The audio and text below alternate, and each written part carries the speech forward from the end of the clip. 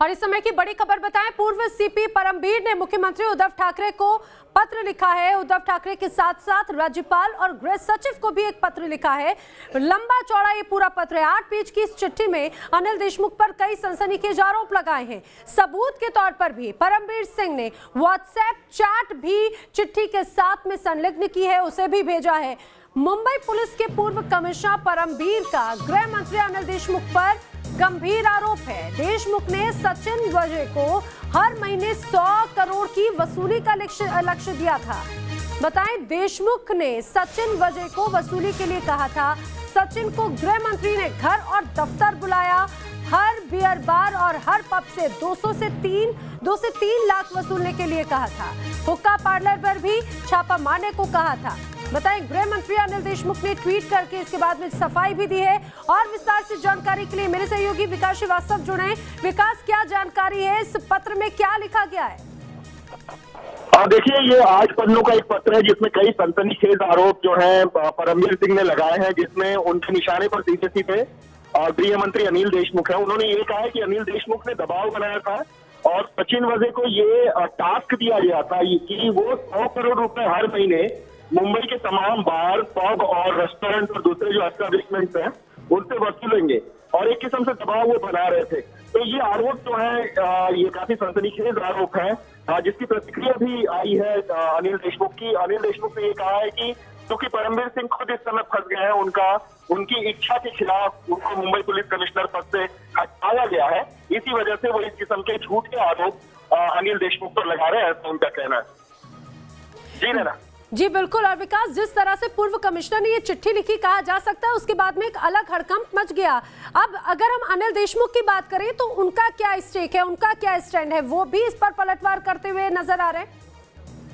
हाँ जी बिल्कुल। देखिए, उन्होंने सफाई दी अपनी तरफ से। उन्होंने सीधे सीधे परमबीर सिंह को झूठा करार दिया है। उनका ये कहना है कि परमबीर सिंह जितने भी आरोप लगा रहे हैं वो सभी के सभी झूठे हैं, क्योंकि परमबीर सिंह खुद इस समय जांच के दायरे में है। उनकी भूमिका जो है कुछ मामलों में जांच के दायरे में है, और इसी वजह से आरोपों प्रत्यारोपों का दौर चल रहा है। लेकिन उनका ये साफ ये कहना है कि अनिल देशमुख के बारे में परमबीर सिंह जितना कुछ भी कह रहे हैं वो सब गलत है, मेरे ऊपर झूठे आरोप लगाए गए, ऐसा अनिल देशमुख कह रहे हैं। जी है ना? बिल्कुल। लेकिन विकास, जिस तरह से ये मामला इतना ज्यादा बढ़ गया और आखिर ऐसे ये पूरा मामला हम आपसे समझना चाहेंगे। बेहद गंभीर आरोप है, ये बहुत गंभीर आरोप है, क्योंकि अब उसके बाद में देवेंद्र फडणवीस भी इस पर ये कहा जाए कि निशाना साधते हुए नजर आ रहे हैं।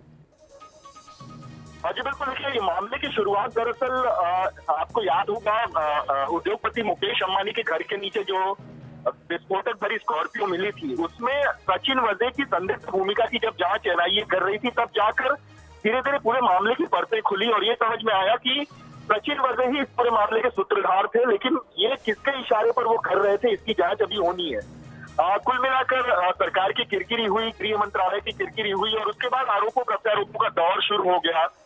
परमबीर सिंह जो है वो कमिश्नर पद से हटा दिए गए, सचिन वजय गिरफ्तार हो गए। तो ये तमाम घटनाक्रम हुए, लेकिन इसका असर सीधा सीधा महाराष्ट्र की राजनीति पर पड़ा और लोगों में आरोपों प्रत्यारोपों का दौर शुरू हो गया। खुद परमबीर सिंह, जो कि काफी नाराज थे अपने हटाए जाने से, अब वो उन्होंने ये आरोप लगाए हैं कि गृह मंत्री जो है वो दबाव बनाते थे पूरे महकमे पर, और वजह पर उन्होंने एक किस्म से दबाव बनाया था कि वजह तमाम बियर बार, पब और दूसरे एस्टेब्लिशमेंट से 100 करोड़ रुपए जितने तक की वसूली हर महीने करेंगे। तो इस किस्म से वो मजबूर थे, इस किस्म का बयान दिया, इस किस्म के आरोप लगाए। कुल मिलाकर राजनीति गरमाई हुई है ना, और मुझे लगता है कि आने वाले दिनों में बहुत ही उठापटक हमको महाराष्ट्र की राजनीति में देखने को मिल सकती है। बिल्कुल, आप बने रहिए मेरे साथ में। विकास, जिस तरह से ये पूरा अब ये कहा जाए एक अलग तरह की हलचल देखने को मिल रही है परमबीर सिंह के एक पत्र को लेकर,